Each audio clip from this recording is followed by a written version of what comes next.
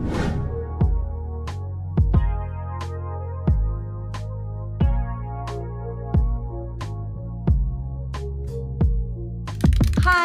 my name is Beatrice Foreman, and I am the project coordinator of Democracy Day, and I helped coordinate this panel today in partnership with Grist. If you are unfamiliar with what Democracy Day is, we are a collaborative of over 165 newsrooms across the United States that are interested in doing, accountability journalism, political reporting, and elections reporting in a way that centers and prioritizes democracy and not horse race coverage. I'll drop some links in the chat for you to learn more about us. But in the meantime, before I kick it off to our actual moderator, Matthew McKnight from Grist, I'm just going to give some housekeeping rules.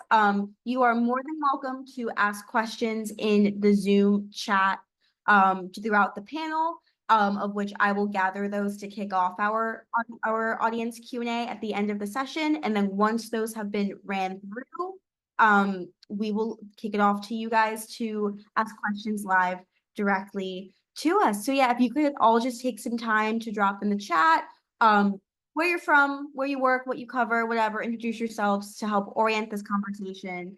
That would be awesome. So yeah, I'm so happy to have you all here. And Matthew, I'll kick it off to you.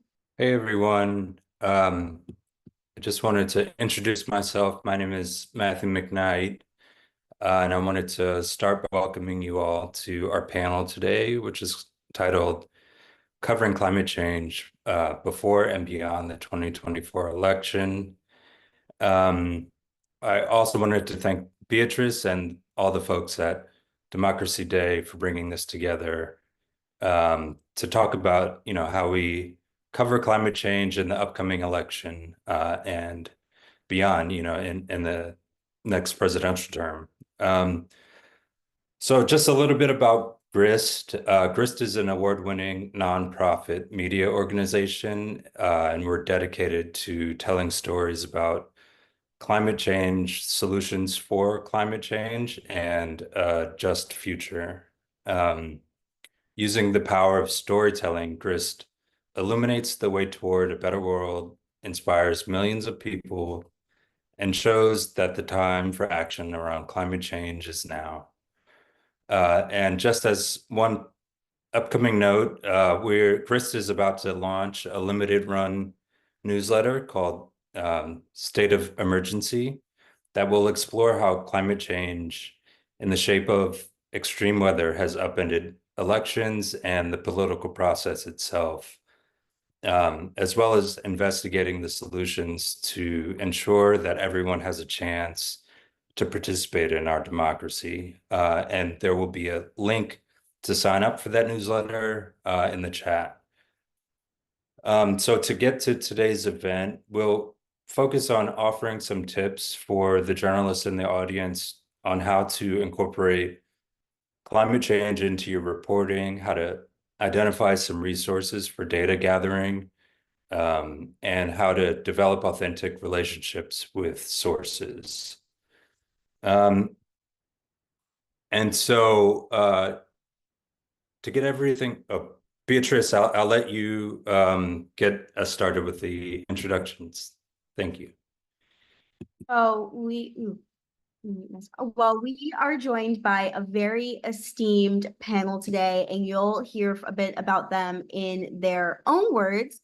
But we're being joined by Jake Biddle, a reporter at Grist, Adam Mahoney, who covers climate for Capital B, and climate educator Amara Ifeji. So welcome everybody, and we're so excited to be in conversation with you all.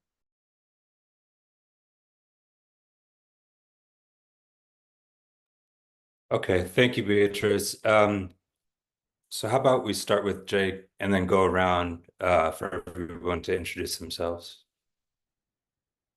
Hi, everyone. I'm Jake. I apologize for the weird, spooky lighting. We just moved into a new office at Grist, and the phone booths have kind of a weird, it looks a little bit eerie. So I've been at Grist for about 2 years, getting on 2 years, and I've been covering mostly climate disasters and climate adaptation for a little bit longer than that. and I wrote a book about climate housing displacement in the United States. But I'm one of the writers, along with my colleague Zoya Tirstein, on the State of Emergency newsletter this year. So we can talk a little bit about what that's going to entail and why we chose to take that approach.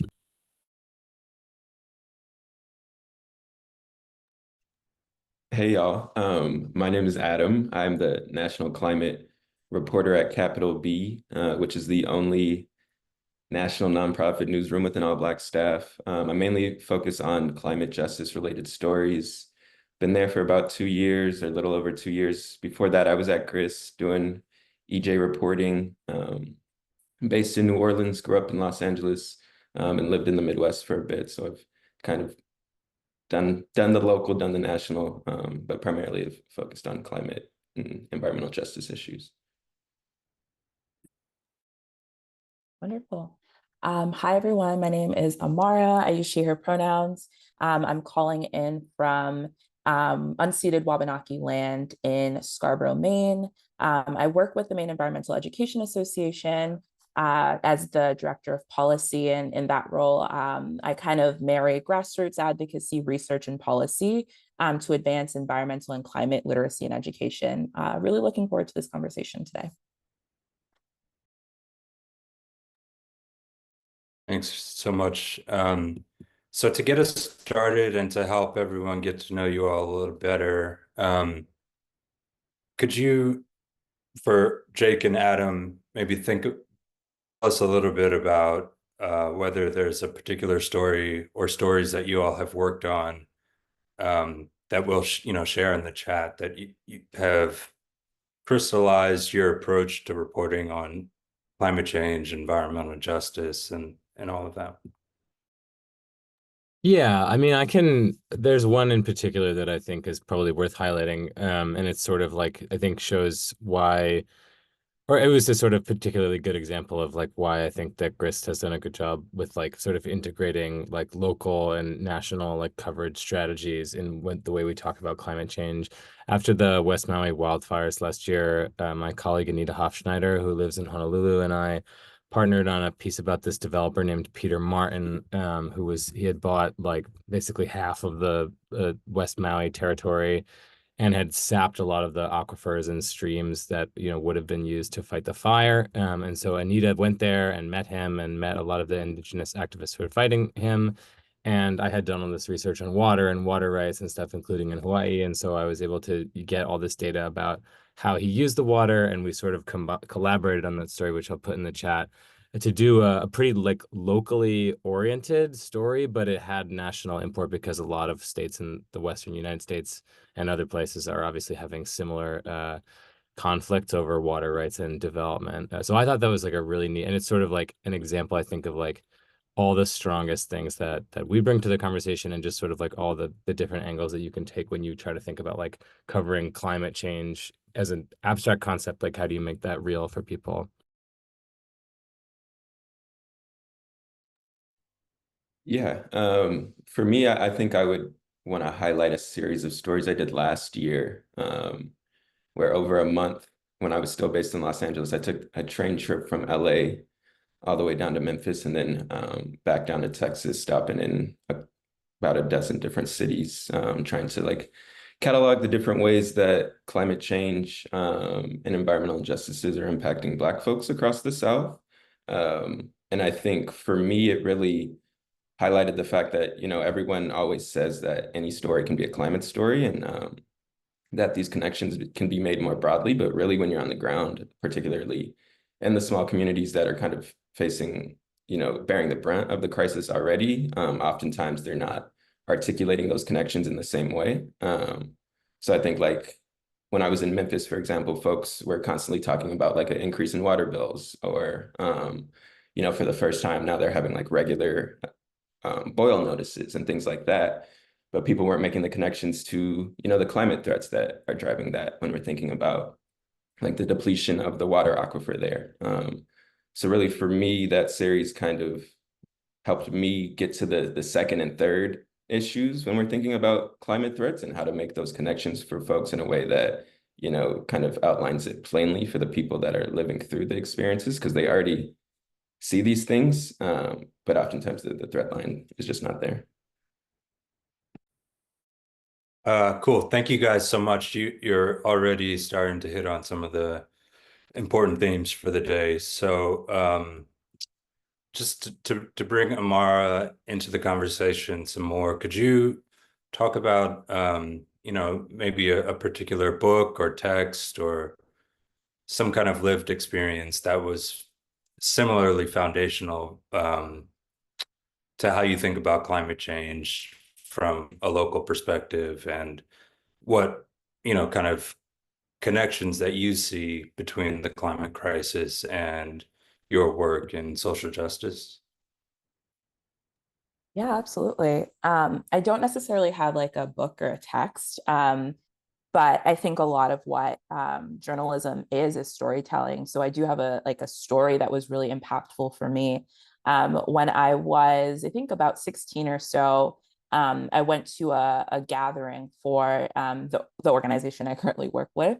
And so I had the opportunity to hear Vic Barrett speak. And Vic is just an incredible young person in the sector, doing a lot of work with the Juliana versus US case, suing the government for wrongfully putting youth and our livelihoods in harm's way as due to like petrochemical proliferation. And so at that point, I would say I had two camps of interests. I had the social justice and racial justice work that I was doing at my high school, and fostering a more culturally competent school environment in a high school where I was one of maybe like, I want to say 10 Black students out of a student body of 1,200 people. And on the other hand, I was into environmental science research and community science, but never really allowing those two things to intersect until I heard Vic speak about his story as a young Black Indigenous person, and how, as folks whose lived experiences and identities are the most climate harmed, we have the solutions to climate justice issues. Because we're the ones closest to the pain, we should be the ones closest to these conversations. And so in really hearing that, that allowed me to recognize that there is a huge disservice that I'm doing in siloing my work, that centering my identity is crucial to my environmental and climate advocacy work. And it just has really allowed me to recognize the power of storytelling, because Vic's story was incredibly influential on me as an individual. And I hope that storytelling kind of carries me through and something that I'm able to share with other people as well. Thank you. Adam and Jake, is there anything in what Amara just said that kind of sticks out to you guys as the storytellers on the call? I mean, are there any, how do you guys go about threading that needle between, or making the connections between social justice and the climate crisis, and doing it in a way that, sticks with your readers, hopefully, and helps them think about these issues in new ways, but also honors your sources as full people?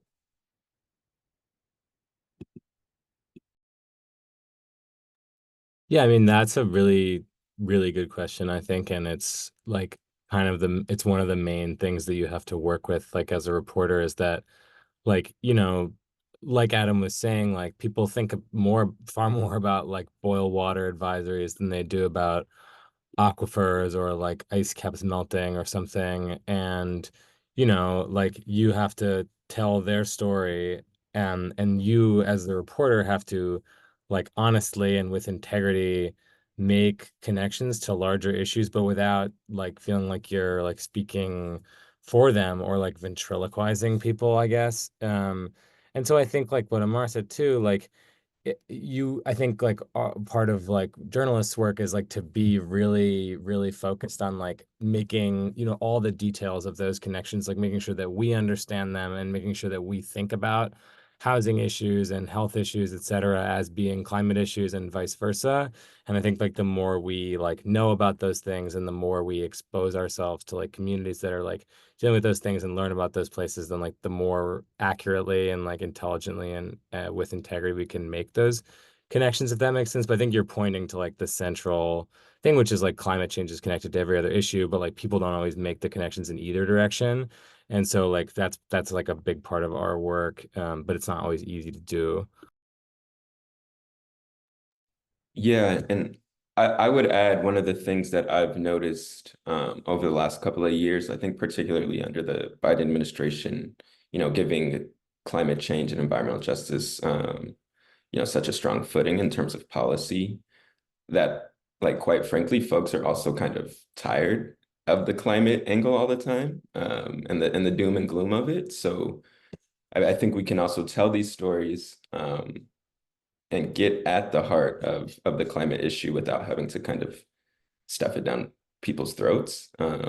So whether that be, like I mentioned, in terms of drinking water issues in Memphis, or when we're thinking about like the clean energy build out right now, like connecting that new warehouse down the road to the federal policy, and to the climate threats, in terms of, maybe this is a new clean manufacturing hub, but also hammering down the fact that at its core, it's an economy story. It's about jobs in your neighborhood, and maybe how that's impacting housing prices and things like that, which is honestly what people care about more so in the immediate, because usually it has a deeper, more consequential and quicker impact on folks' lives, even though when we do take that step back, it is still a climate story, a climate policy story, but that's not really how folks are seeing it.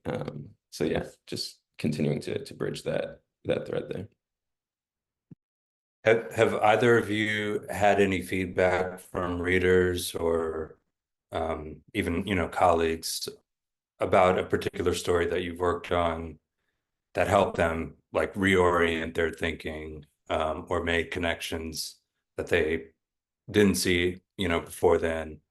I'm wondering if we can get a little more grounded in some of the work that you've done to be able to, help all the journalists on the call understand a little bit more concretely, excuse me, the kind of things that we're talking about. Adam, I feel bad going first every time. You want to go first? Yeah, I can go first. One of, I think, a simple one that comes to mind over the last couple of years, I've done a few different stories on access to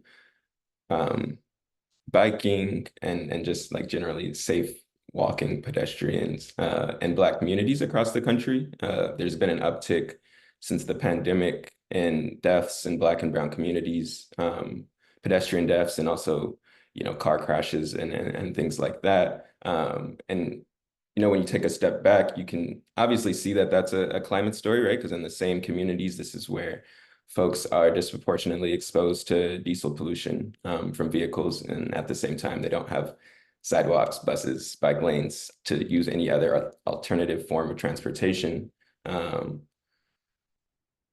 And I've had folks, come to me and thank me for writing those stories and making that connection, because like I said, in the immediate, the actual threat is the threat of death, right? Getting hit by a car. But when you do take that step back, this is also a climate story.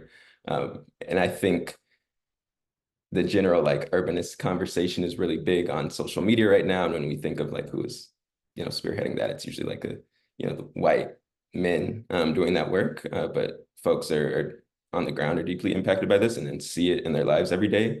But once again, just don't have the vocabulary to kind of articulate those connections. But when you do have the conversations, people are making the exact same points, just in different ways that are not necessarily the norm in media.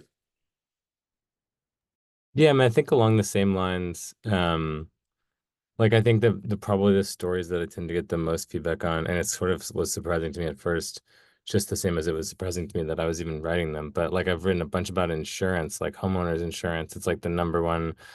I mean, it's now this is like much more well known, but it's like one of the number one like financial impacts of climate change is the homeowners insurance policies. Like almost every single state have gone up quite a bit. And like I came to think of these stories as like in part, I mean, at first I was like, oh, this is kind of a cool, like interesting financial story. Honestly, like it's very weird that these insurers are having so much trouble. But then I came to think of it almost like as like what we often call like service journalism. Like I just was talking to so many insurers and stuff that I had, was able to explain like a lot of like why, like, because, for most people, like Adam was saying, it's just like, they just look at the bill and they're like, oh my God, what the hell's going on? And like, there's a really compelling debate being had about like how much that's on the insurer, like trying to make money, how much the insurer is like the victim of climate change. And like, I've gotten like a bunch of emails from people who live in these areas where premiums are so high, just saying like, like I didn't really get it before, like how, just like the sort of like background structure of, why these prices are going up and like what I could do, also what I could do to make them go back down. Because like as a homeowner, at least like you can spend some small amount of money and like probably get a discount by fortifying your house. So that kind of stuff, like it really exploded in the last couple of years. And I feel like that's like, it almost becomes like a mundane story in a certain, you're talking to someone about like their roof and like the siding on their house and like talking about their shingles. But like that's really like what climate change is to them, is like, oh my God, I gotta get these new shingles or else I'm gonna have to pay 10 grand a year for the rest of my life. Like,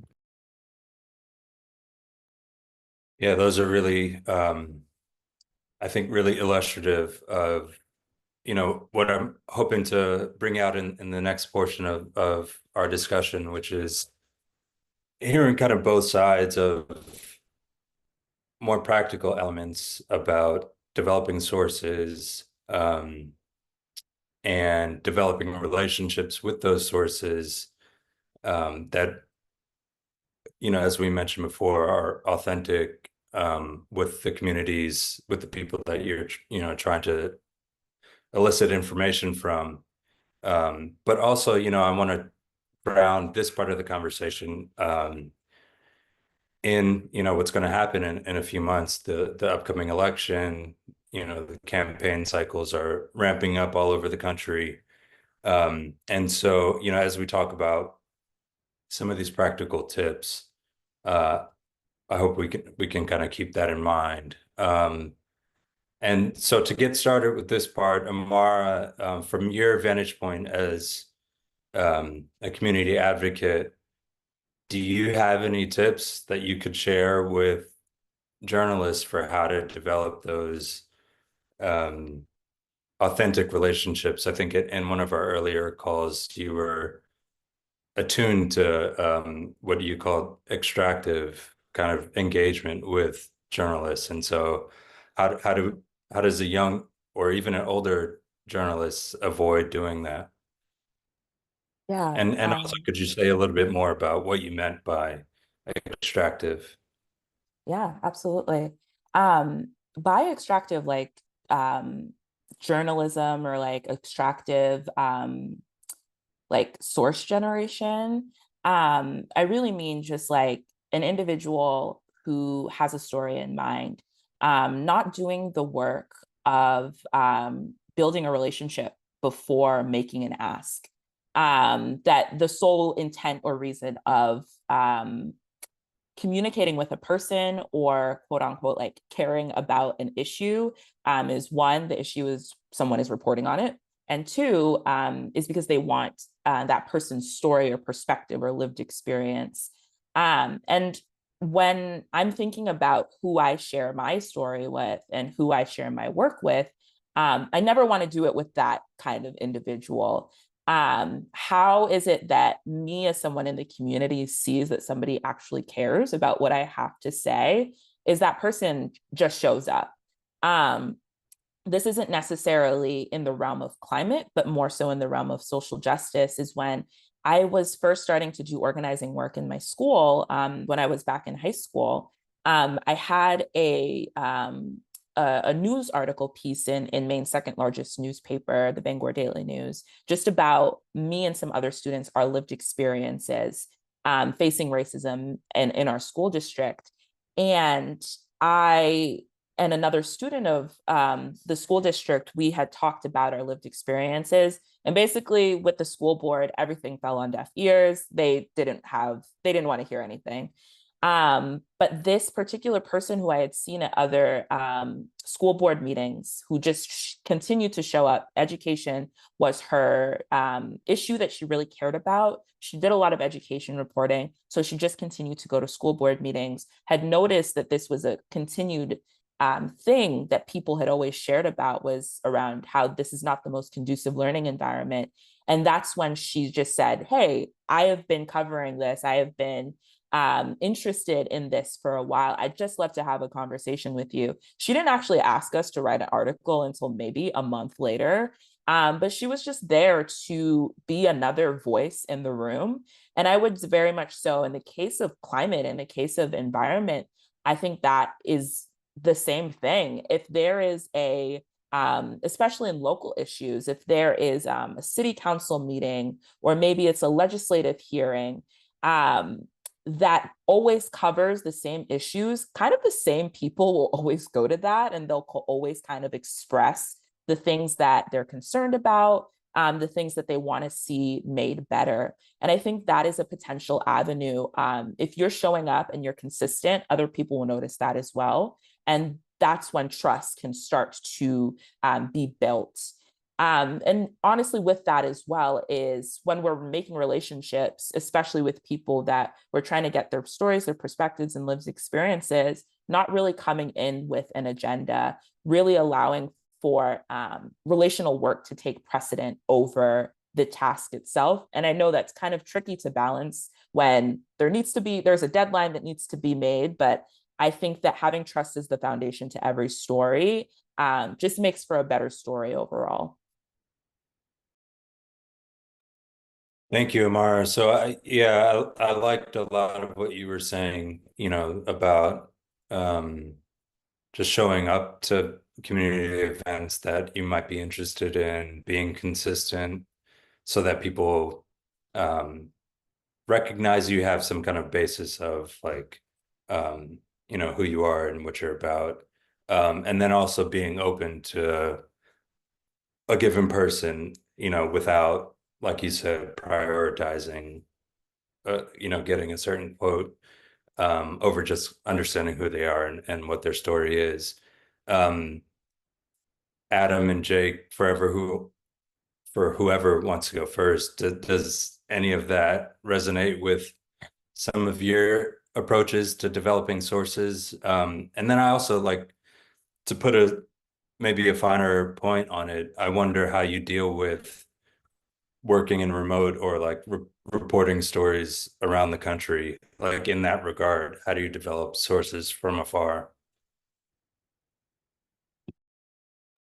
Yeah, I mean, I would say at the local level, that definitely jives with how I would approach this work and how I do approach this work. And I think when you do have the time, which is, pretty rare in this industry right now, given the way it's funded and, job losses and all those things. But when you do have the time to just sit in a community meeting or, sit with folks and not allowing like your beliefs or the larger like conversation around climate change to kind of like supersede these conversations, it's really important.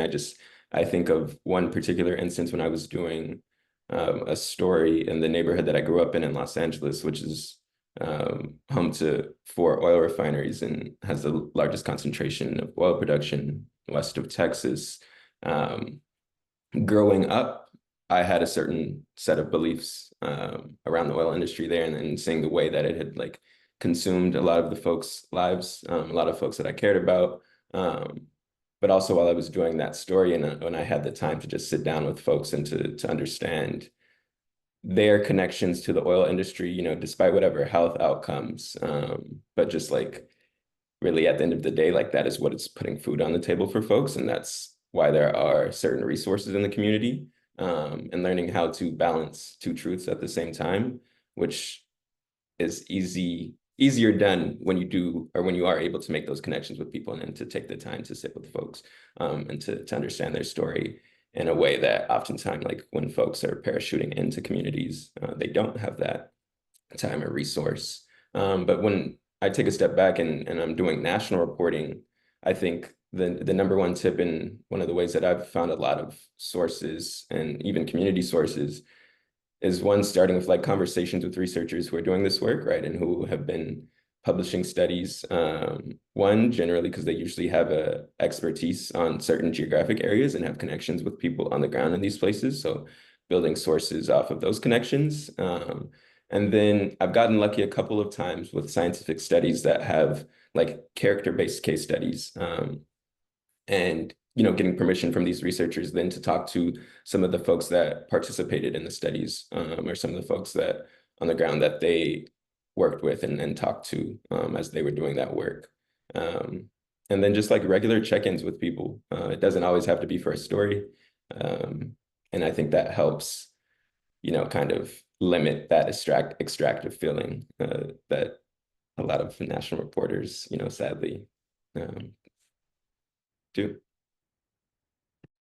Yeah, I mean, I think that everything Adam said is really right, and I think it's a really interesting thing. Like when you're, there's a difficulty with like time and resources, as Adam said. Like not, most of us can't and never will be able to just like go to a bunch of meetings and like sit there all day. But like you should, as much as you can, do that, I think. And then like like Adam said as well, like just checking in with people as much as you possibly can, and just like sometimes I literally think about it as like the ratio of times that I talk to someone to times that like I'm trying to get a quote from them or something, or like will actually use anything that they tell me in anything. Like I never like that to be more than like 1 to 2 or 1 to 3. So like, and calling, I think that's the other thing is like, we all have a lot of meetings and stuff, but I'll just like text and Facebook message if people use it, like just like text people constantly pretty much, like, and sometimes I'll even set aside an hour to like text like a bunch of people that I've spoken to in the past and just like ask how they're doing. And then the rest of the day you get like dozens of messages back, which is really annoying, but or can disrupt your day later, but it's worth it, I think. But yeah, I mean, it's like yeah, it's a tough balance to strike because like, we all have deadlines and mandates and stuff, but I do think that trying to like pad almost like, I mean, it's really just building a relationship with the person, but if you need to think about it like systematically, it's like you just try to pad every interaction that you use with like a bunch of stuff you don't use, and then sooner or later you're just kind of their friend. Like that's how I've found that it works for a lot of people anyway. Thank you for all of that. And so when it comes to like reporting a story that, on the surface might not seem like a climate story, and you're getting, information and interviews with homeowners about, like Jake in your instance, their insurance bill. Like how do you, from that point, build a rich story that has that climate connection so that people will, readers will understand it? Yeah, I mean, I think it's like at that point, it tends to be you scaffold it with like, you have to have good, for something like insurance, at least, you have to have good numbers or like, evidence that there's a relationship, and those exist. They're increasingly common with insurance stuff. There's been like a lot of really good national studies have been done on it, that have like zip code and county level data.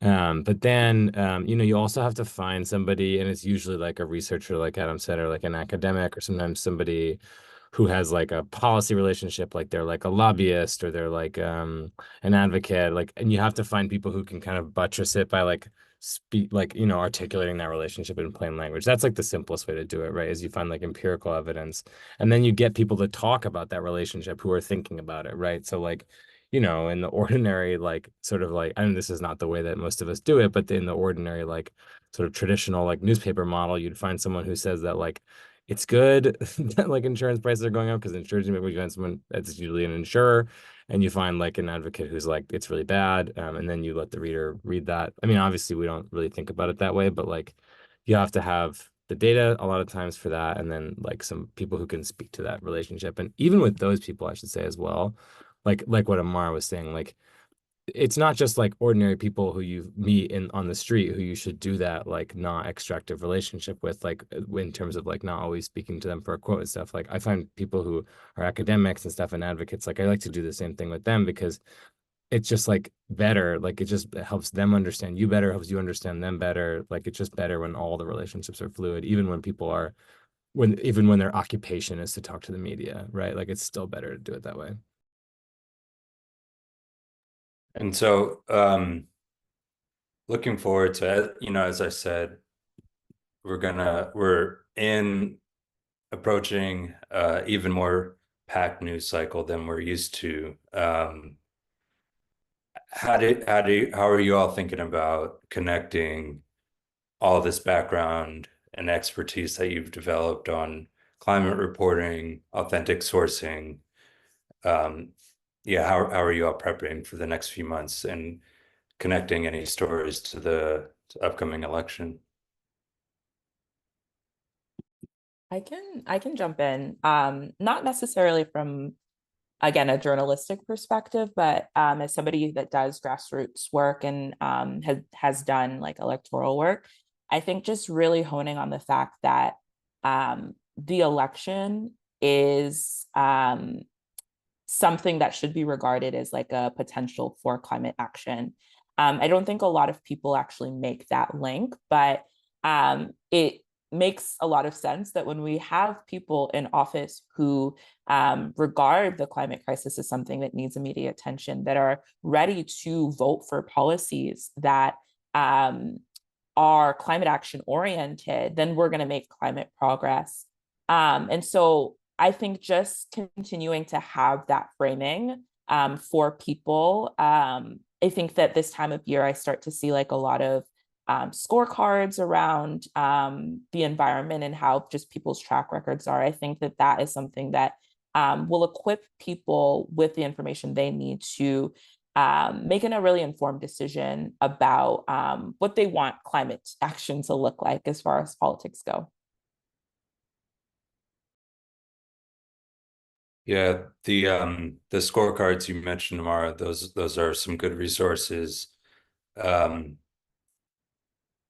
Adam, I know, in one of our earlier meetings, you mentioned some databases and other resources that you've leaned on in the past and maybe are getting ready to lean on more to help readers understand the kind of local implication of federal policies. Um, do you have any kind of specific things that you're looking for, not to give everything away, but in the coming months?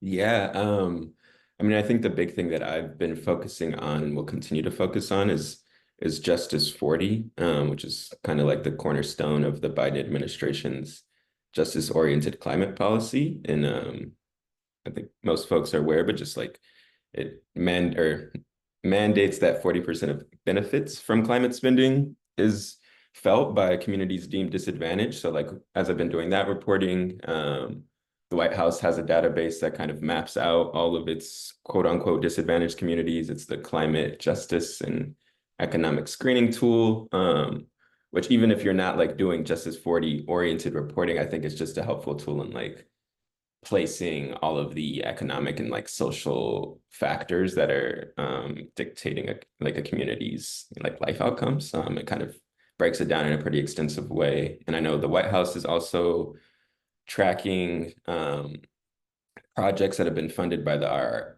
IRA. So those have been the two main things. And then just looking forward in terms of like, what does it mean either, under Harris administration or a Trump administration for kind of these equity oriented policies. Project 2025 basically outlines gutting and defunding most of these projects and stopping like grants directly to environmental justice organizations, which has been kind of a really big push under the Biden administration. And then also thinking about, what does it mean that when Harris was campaigning, she was actually to the left of Biden on a lot of climate issues, and will she fall in line with his policies or kind of break from that? So those are the main things that I've been thinking about and will continue to think about over the next couple of months. Jake, how about you? Yeah, I mean, I think all that it really resonates, and especially the IRA stuff, like and Justice 40 stuff, like those are pillars of the administration's record, which you know, like Harris will have to run on. I think like the other thing that I would point people to, and there's a few different things that I'll put in the chat, but so there's like a lot of good, like really like local data about disaster spending and about like capital projects to help people recover from disasters. And like these happen everywhere, like they're all over. And so there's a few things like, I'm just going to put a bunch of links and then talk about them. So there's like this nonprofit called Rebuild by Design has this like map of all the federal spending on disasters, and then like the voting records on the disaster spending of the representatives. You can see like, oh, my congressional district has had 8 disasters, et cetera, in the last, 10 years. But my congressman doesn't seem to vote for them. So that's like those are like easy, like starting like handholds for stories, I think. And then the other thing, which is you can spend like years looking at this thing. It's I maybe don't recommend spending too much time, but FEMA has this like long running program called Hazard Mitigation Grant Program, and this other one called BRIC, and they've given out like thousands of grants to communities to help adapt to climate change and climate disasters. And like, chances are like something near you has gotten one of those or has applied for one and hasn't gotten it. And those are really interesting. It's like, oh, some of it's like we wanted to rebuild a culvert, or like, oh, we wanted to like elevate the community center. It just like gets you thinking about like, what would it look like to be resilient in my community? And so it's not always like a story, but I do think that like looking at these, and then there's also this thing called the Climate Vulnerability Index, which just like shows the different disaster vulnerabilities in each census tract. Those are just like, sometimes I'll just like, when something happens somewhere, you can just look at this and like try to start thinking about like, what would it look like to do a story about like adaptation or climate vulnerability in this place? And so there's like basic sort of like building blocks for those. But yeah, I mean, I think on the election, I mean, that's it's really hard to say, right? But I do think that like what Adam pointed out about like the IRA and Justice 40 are like huge. We don't really know, I think, how salient they are for voters. Like we could go back and forth on that, but I do think that for Harris, like the success or failure of those in like given communities like really will matter. Yeah. To that point, Amara, have you heard anything about like, from the folks in your community who you work with and advocate for on behalf of, are there any issues or problems that they're having that may not be on the surface, or at least they might not think of as climate issues, but you can kind of see them in a larger perspective that do connect to the climate? Yeah, absolutely. I think housing was already mentioned. There, there's a shortage of housing in Maine. There's a shortage of housing literally everywhere right now. And one really important thing is kind of just balancing what we see as climate progress with what might be like externalities of that. And I'll kind of elaborate on that and say that when it comes to what we need for the climate action and climate progress, the green revolution, if you will, that is having some very externalized costs on communities, particularly communities in the global South. And a lot of the communities that I work with are immigrant communities, and that's something that's really forefront for them. When we're talking about how we need to electrify, we also need to talk about what extraction and mining is doing to the places that we're from. Another thing is there's a lot of climate hubs and climate tech spots and things. And I know this is an issue in Maine, and so they're coming to the state. And because of that, that's really attractive for people. But now we've just seen such an increase, especially in the Portland area, of the cost of housing. And that is inherently a good thing. Education is a good thing. And to have like an innovation hub is a really great thing. But at the rate that it's happening, people cannot afford that, and they're being priced out of their homes. I think another thing in general is just is jobs. And this was a pretty big selling point for a piece of legislation that I worked on a few years back.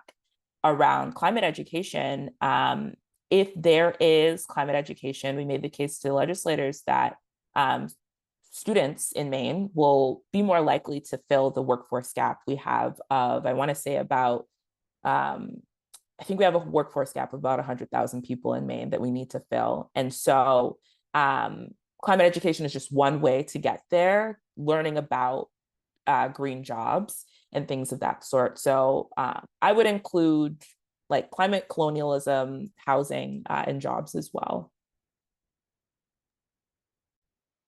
Thank you. So in just a moment, we'll move into get some of the audience questions and get our panelists to give feedback there. But I just wanted to ask lastly, Adam and Jake, are there any other like big developments that you all, from your vantage point in the next few months to November to January that as I asked tomorrow, may not on the surface seem like climate stories, but actually are, or, are stories that are being told on a national level, but ought to be told on the local level.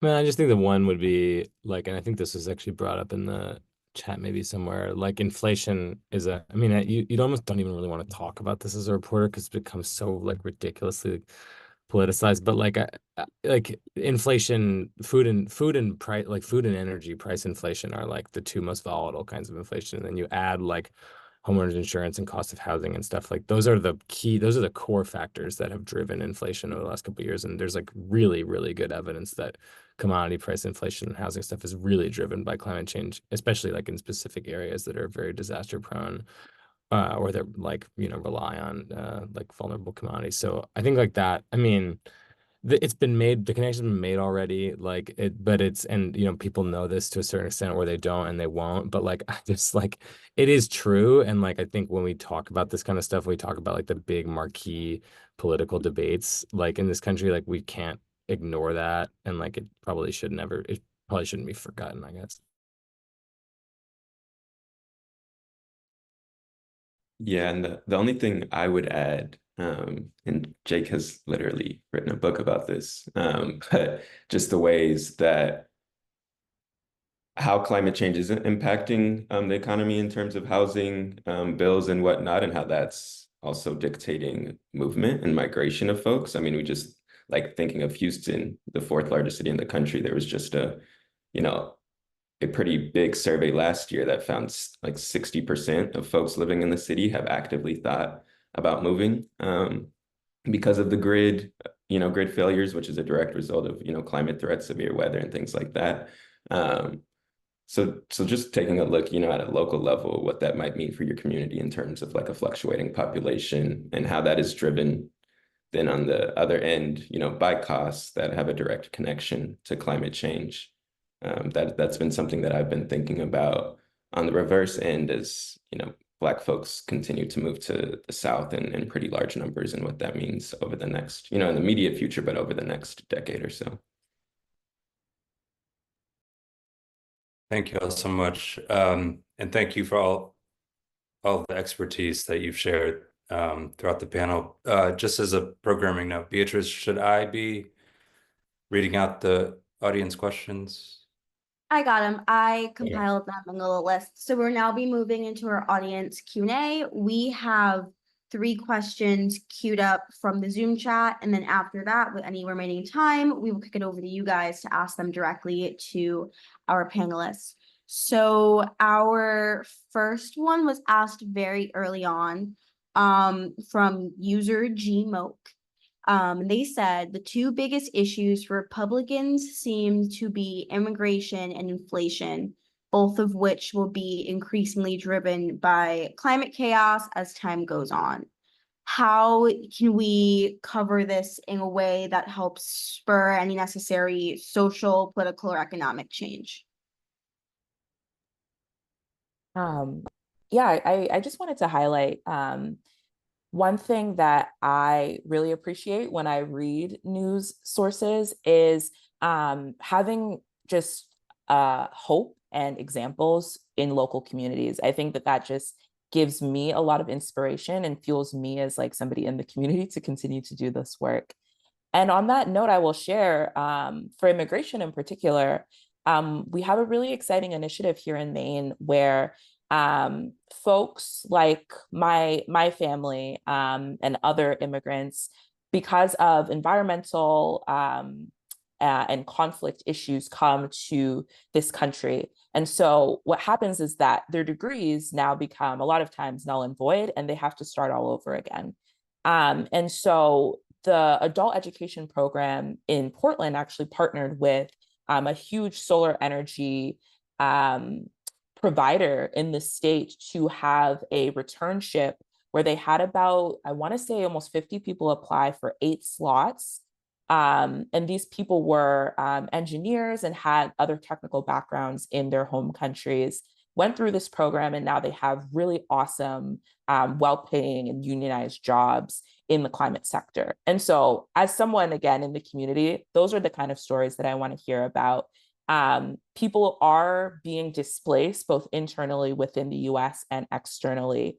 What are some of the things those folks are doing as part of the climate labor force, if you will? How can we share those things? I think that will allow for people to just see the tremendous benefit and potential from climate action.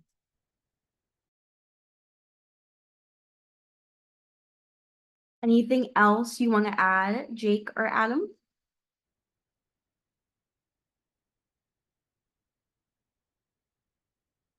No, I mean, I think the only thing is like, just to go back to something that Adam said, like, I just think we have to be, like, it's just, Adam, I think you mentioned, like, you have to make these connections without feeling like getting people to feel like you're stuffing it down their throat. And it's just like a really, like, I think it's important to remember, like, just saying it doesn't work. Like, just like showing that somebody said that inflation is driven by climate change, like, that's not how people like think about the world, I don't think. Like, they could take that and tell it to someone at a party, but like, it doesn't, I don't think it spurs people to like, interact with the world differently. All right. Our next question is from Ash Peterson, and this one is specifically for Jake and Adam. They would love to know how you guys connected with the sources for the pedestrian safety and insurance stories, which obviously probably involves a little bit of IRL magic. And they also had wondered like what your favorite ways of building relationships and talking to sources and building trust digitally are in instances where you don't have a travel budget, or you just can't get there in person.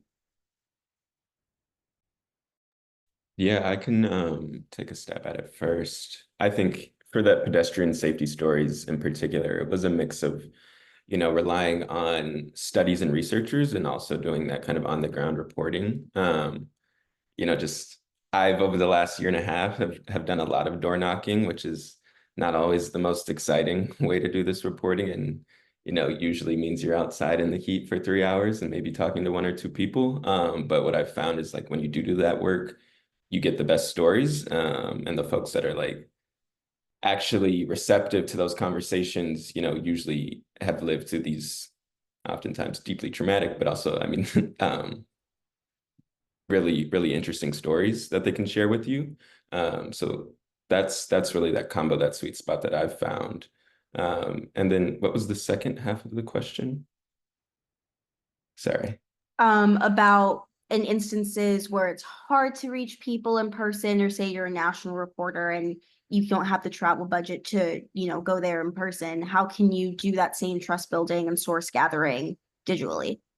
Yeah, I think one of the actual strongest ways that I've done that over the last 2 years, which I think Jake said something about like Facebook Messenger, has actually been finding folks in like Facebook groups, or like joining different Facebook groups and just throwing messages on the message board there and having people reach out, or like sending DMs there. that has been really helpful, and it's an easy way to kind of build that connection even digitally, even if you're not jumping on the phone, just like sending messages back and forth over a couple of weeks does kind of feel like you get to know a person or build a kind of safe connection there. And then, yeah, I think also just like I've found some folks on Twitter, just searching like general terms related to whatever I'm reporting on and seeing what the conversation is there online, but then also just reaching out to folks who seem to be vocal about these issues, and they're usually receptive to get back to you. Yeah, I mean that's definitely all like that is basically what I was gonna say too. And walk and knock is like it's so great because you get people who aren't trying to put themselves out there, right? Like, and that's what's really, and sometimes there's so much not trying to put themselves out there that they don't talk to you, which is fine too. But yeah, I mean the other thing is like just one thing on the Facebook groups, which I also do a lot of, like if you can, sometimes they have a thing where it's like, are you a resident of Bonita Springs? Like, and you have to say like, yes, I am in order to join. Sometimes what you can do is, I mean, sometimes you just explain yourself, but also if the person who is the administrator of the group has like their identity public, you can message them and be like, I'm gonna do this and please let me in and I'll only stay for a day or whatever. That sometimes helps. But often like the hit rate is like surprisingly high when you go like they say like, what's your address in this community? And you say, I don't have one. I'm just, if it's like if there's something like newsworthy going on there, oftentimes I just let you in. Oh yeah, and as Beatrice said, you have to tell them you're a reporter, and you can't even. I don't even hit join without trying to specify in some way immediately. Like, Yeah. I'm a digital culture reporter at a major local newspaper, which is a pretty weird job. So I do a lot of my reporting first and foremost through community Facebook groups. I would say 9 out of 10 times the moderators are fine with you disclosing you're a reporter and hopping in. And in the instances where there's drama or you're not able to, that's probably not a place you're going to be able to find helpful sources or useful information to begin with. So keep that in mind. If like your news gathering skills aren't necessarily meshing with the community and you know you're doing your best and you're doing the right thing, that maybe is a sign that you should go look for that information or those sources elsewhere. Final question from the audience comes from Nathaniel Hoffman. And he said, has the concept of a quote unquote or a climate voter taken hold this cycle? And is this a useful category for reporting in various communities?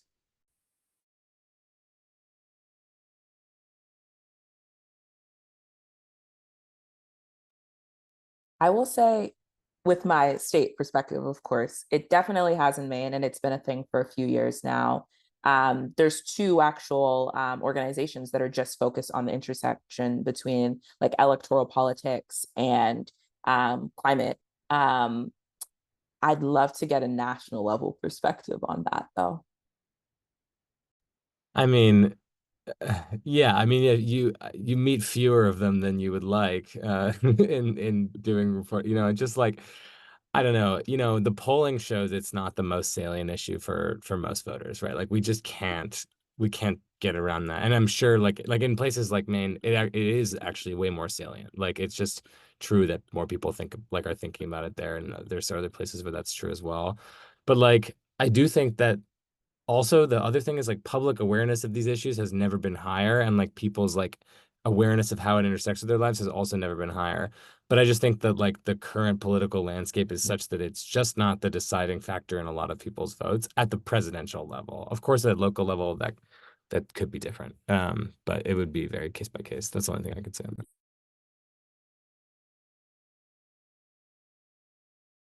Yeah, I mean, I would echo all of that, and then also just hammer it down on the point that when I have talked to folks, yes, climate doesn't come up high on the list, but all the things that do come up high are all climate issues. So just making those connections again.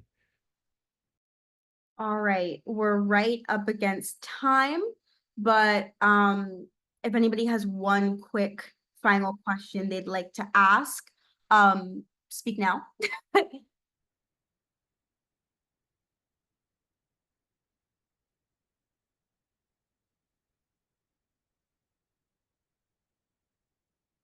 All right, well, that is everything. I'll throw it back to Matthew for final goodbyes, but thank you so much for attending. Tomorrow you get an email with not only the recording, but also tons of goodies mentioned in the Zoom chat, like those databases Jake and Adam recommended, as well as a few other things we have in store for you guys. So yeah, thank you so much.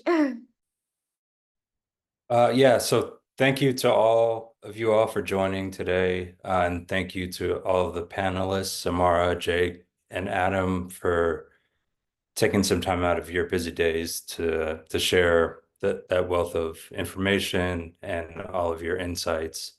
Thank you to Beatrice for organizing it and working so hard to make things run smoothly today. And to the Democracy Day team for sponsoring today's event.